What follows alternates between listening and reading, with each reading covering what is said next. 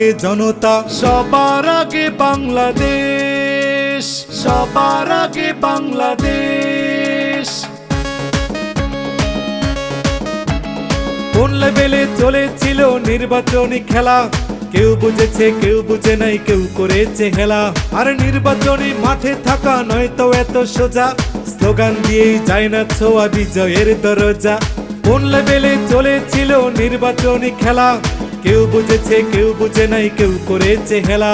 আর নির্বাচনী মাঠে থাকা নয়তো এত সোজা, স্লোগান দিয়েই যায় না ছোঁয়া বিজয়ের দরজা।